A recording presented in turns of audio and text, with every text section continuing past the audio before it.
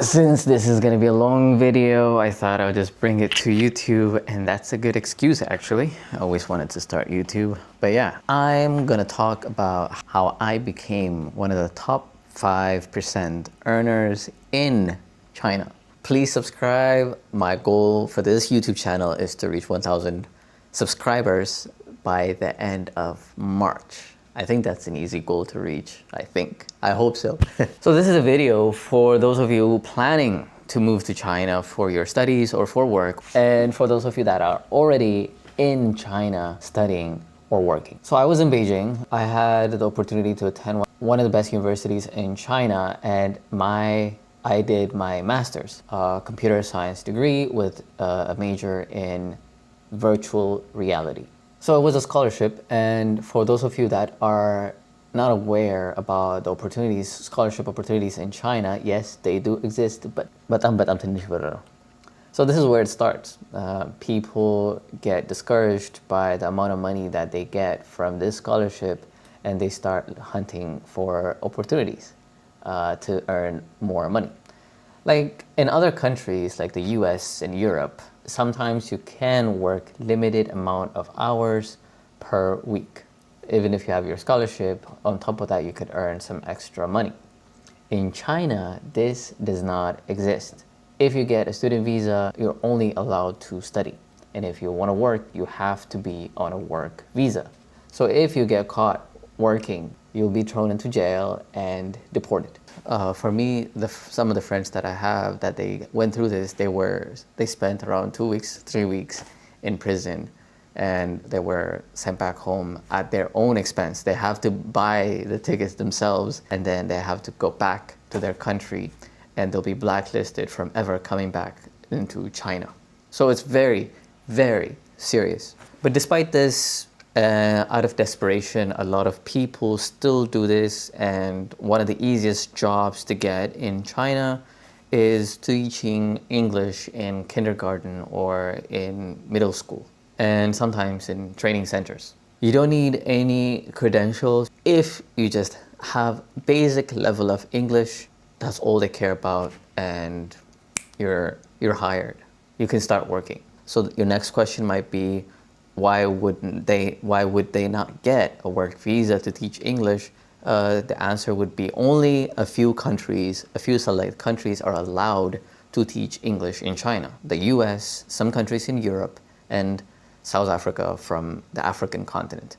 People from other parts of Africa are not allowed to teach English in China.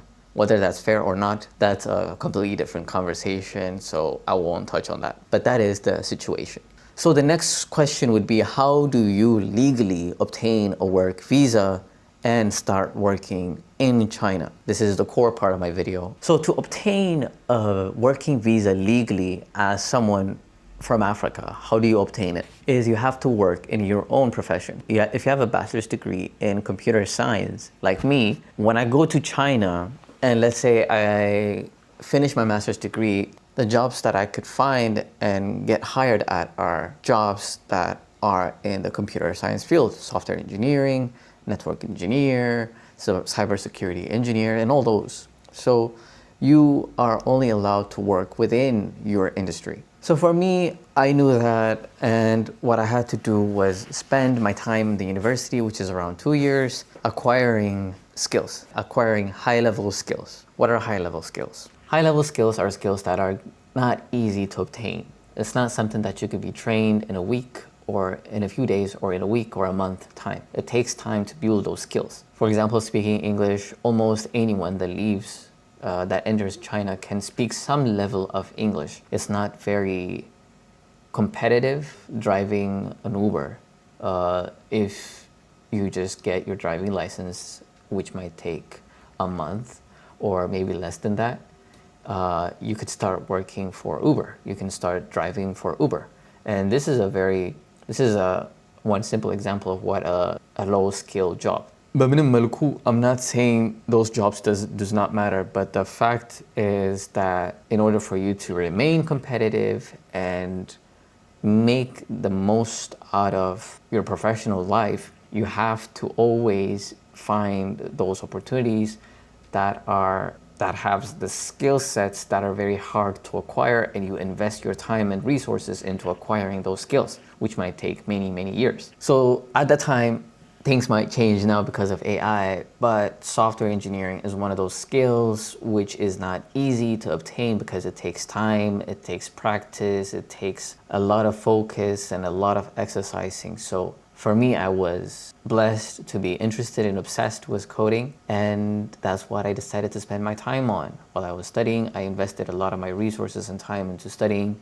algorithms, and like I said, my major is virtual reality and all those things. So I spent a lot of time on that. But besides that, I also spent my time studying Chinese, studying the language, because in China, as obvious as that might sound, people don't speak English. So in order for you to be competitive and compete with the Chinese people, which is insane, you have to speak Chinese. You have to speak the language. So that's what I did. So once you have acquired the skills, the next thing is graduating and then finding a job. For me, again, one thing that I really benefited from is starting early. I didn't have to wait until I graduated and I got my paper to actually start looking for opportunities.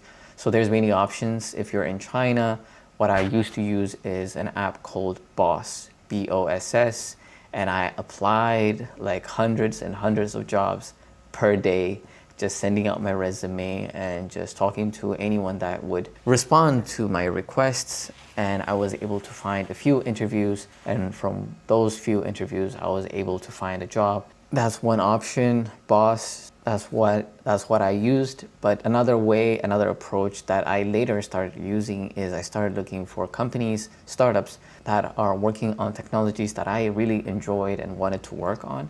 And I directly started reaching out to the CEOs or the CTOs of those companies, and I gave them an offer that they can't refuse, which is to hire me if only I have the right skills, and I would work for free for 2 weeks just to show them that I can solve their problems. And if within 2 weeks I cannot solve some certain critical problem, then they don't have to hire me. So no strings attached. I would sign the NDA and I'll join the company, and within 2 weeks, after 2 weeks, we would have a conversation whether I resume working in the company or not.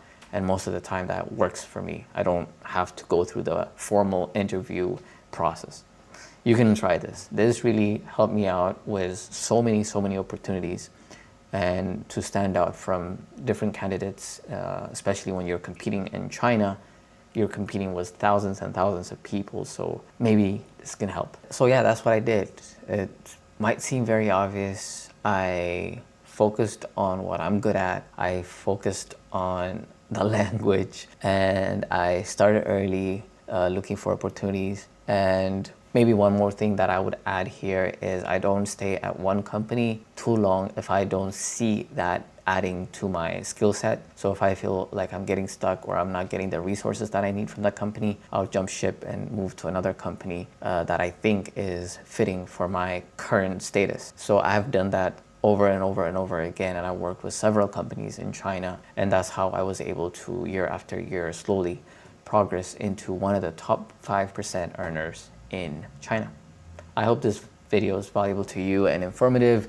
If you have any more questions, do drop them in the comments, I guess. I hope this video is valuable. I would really appreciate your support. I'm trying to get this channel into 1,000 subscribers by the end of March. Until next time, see you. Bye-bye.